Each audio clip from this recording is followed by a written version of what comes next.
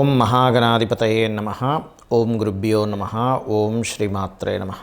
పరమేశ్వర స్వరూపమైనటువంటి జ్యోతిష, వాస్తు మరియు ఇతర అనేకమైనటువంటి శాస్త్రములను మనకు అందించినటువంటి మహర్షులకి నమస్కారం. హయగ్రీవ హయగ్రీవ హయగ్రీవేతి యోవధేత్తస్య నిస్సరతే వాణి జనుకన్యా ప్రవాహవత్. అరుణాం కరుణాతరంగితాక్షీం ధృతపాశాంకుశపుష్పబాణచాపాం అనిమాదిభిరావృతాం మయూకైః అహమిత్యేవ విభావయే భవానీం. శ్రీమాత్రే నమః.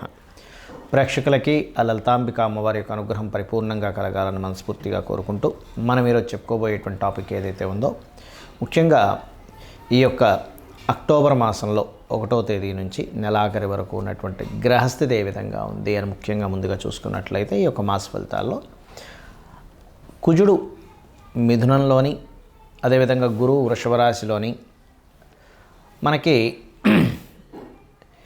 ఈ అక్టోబర్ మాసంలో 10వ తేదీ నుంచి గురువు వక్రిస్తున్నాడు చెప్పాలంటే.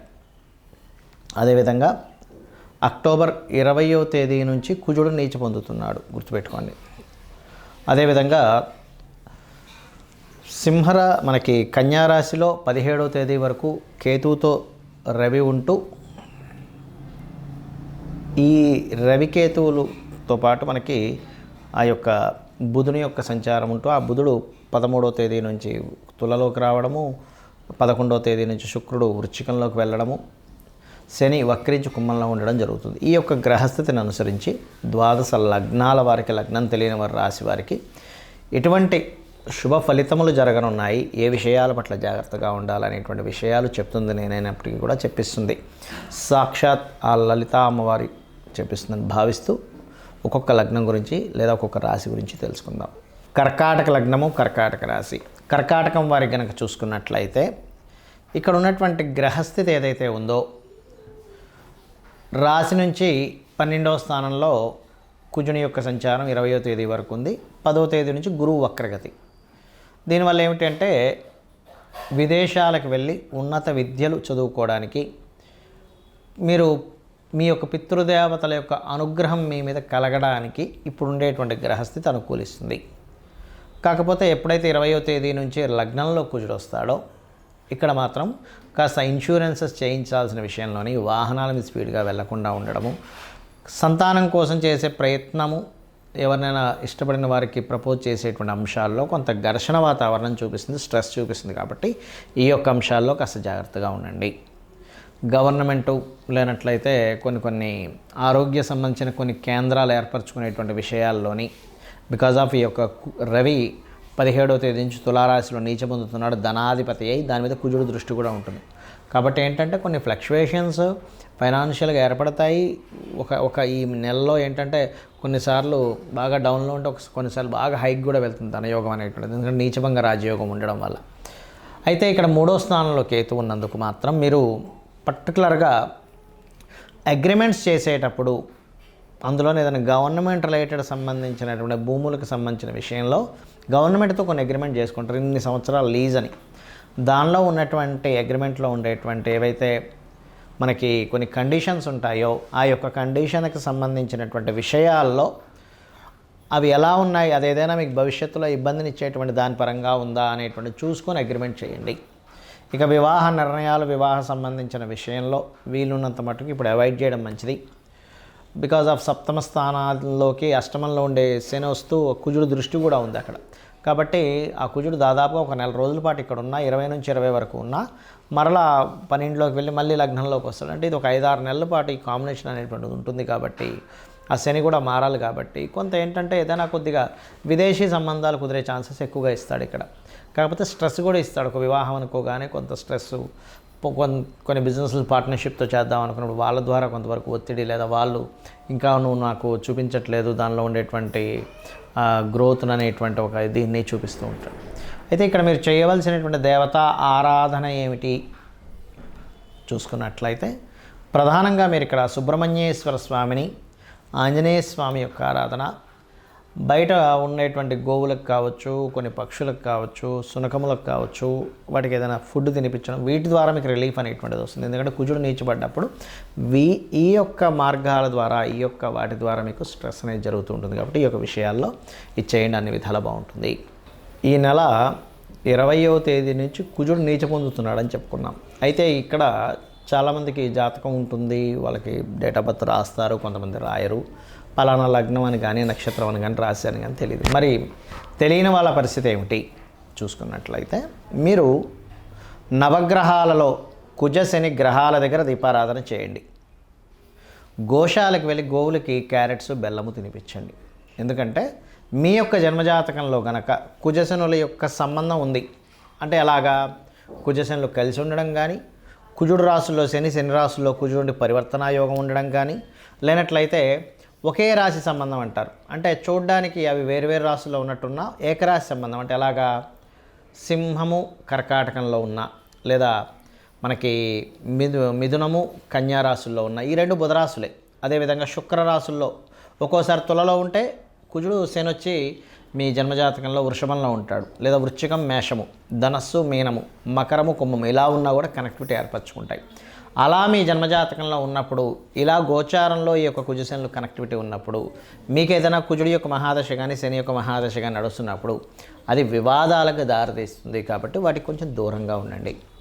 అయితే ఇక్కడ వీటన్నిటికంటే కూడా ముఖ్యంగా మీరు చూసుకోవాల్సినటువంటిది మీ యొక్క పర్సనల్ చార్ట్ చూసుకోవాలి. ఎప్పుడు కూడా మన పర్సనల్ చార్ట్లో మనము ఏ మార్గంలో ప్రయాణిస్తే మన యొక్క జీవితం ఉన్నతంగా ఉంటుందనేటువంటిది ఉంటుంది. అది ఎలా ఉంటుంది అంటే చెప్తాను చూడండి.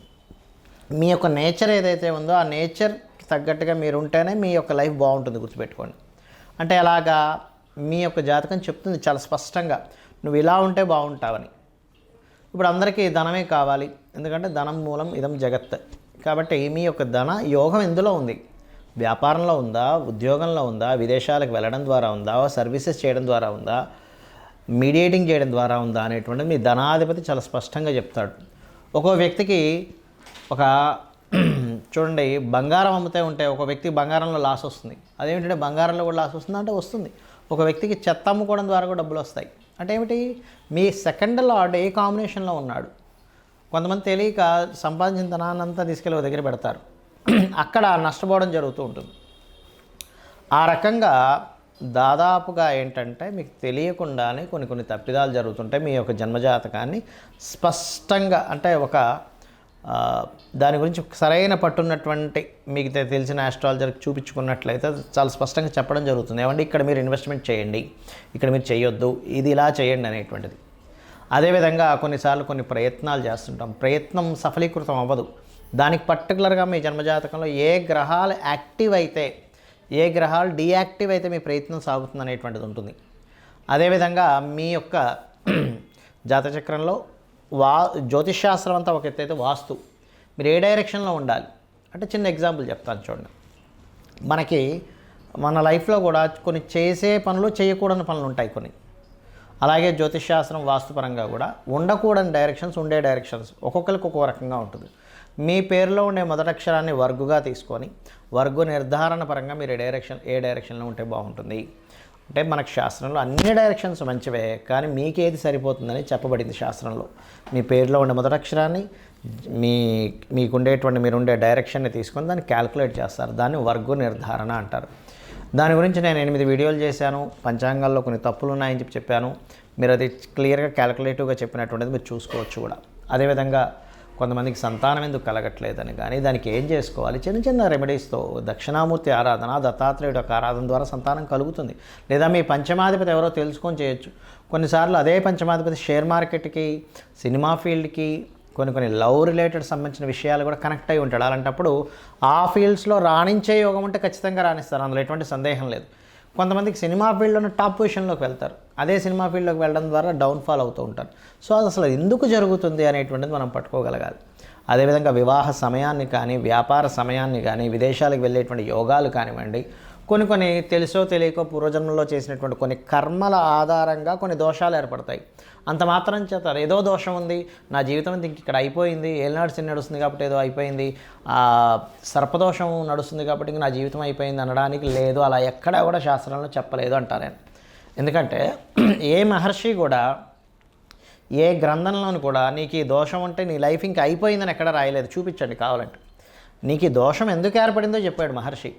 నువ్వు ఈ కర్మని చేసావు కాబట్టి నీకు ఈ దోషం ఏర్పడింది. ఈ యొక్క దోషాన్ని కర్మ విపాకము అనేటువంటి గ్రంథంలో దీన్ని ఎలా తీర్చుకోవాలి, నువ్వు కొన్ని మంచి పనులు చేసుకుంటూ అమ్మవారి పాదాలు పట్టుకుంటూ లేనట్లయితే దానికి సంబంధించిన ఒక నామాన్ని జపం చేస్తూ దానమిస్తూ లేదా కొన్ని దేవతా సంబంధించినటువంటి కొన్ని హోమాలో యజ్ఞాలో లేకపోతే కొన్ని కార్యక్రమాలు పేదవాళ్ళకి సహాయం చేస్తున్నావు, గోష్ఠసేవ చేసుకుంటూనో నువ్వు బయటపడొచ్చని చెప్పారు. కానీ నా జీవితం ఇంతే, నాకు ఈ సర్పదోషం ఉంది కాబట్టి నా జీవితం ఇంతే, నాకు ఏలినాడ్సని నడుస్తుంది కాబట్టి ఇంకేమీ కలిసి రాదు, ఇంట్లో కూర్చోవాలనేటువంటిది ఏ మహర్షి ఎక్కడా చెప్పలేదు. ఇది ఫస్ట్ గుర్తుపెట్టుకోండి. ఎందుకంటే జ్యోతిష్శాస్త్రం అనేటువంటిది వెలుగును చూపించే, జ్యోతి అంటే వెలుగు. అంతేగాని ఇంకా నా జీవితం ఇంతే అనుకోవడానికి జ్యోతిష్శాస్త్రం చూసుకోవాల్సిన అవసరమే లేదు. జ్యోతిష్యం కానీ వాస్తు కానీ మన యొక్క ఉన్నతి కోసం ఉన్నటువంటివి. కాబట్టి దయచేసి నేను మీకు కొన్ని సూత్రాలు చెప్తాను. మీ జాతకం ఎలా ఉన్నా సరే ఇవి కనుక పాటించారో అద్భుతంగా ఉంటుంది. ఏమిటంటే పొద్దున్నే సూర్యోదయానికి ముందే స్నానం చేసి దీపారాధన చేయండి. Point number 1. మీకు దగ్గరలో ఉన్నటువంటి గుడికి వెళ్ళండి రెగ్యులర్గా. Point number 2. పాయింట్ నెంబర్ 3 ఏమిటి అంటే మీరు వీలున్నప్పుడల్లా కూడా గోశాలకు వెళ్ళి గోవులకి ఏదైనా దేశీవాళ్ళ గోవులకి ఏదో ఒకటి తినిపిస్తూ ఉండండి.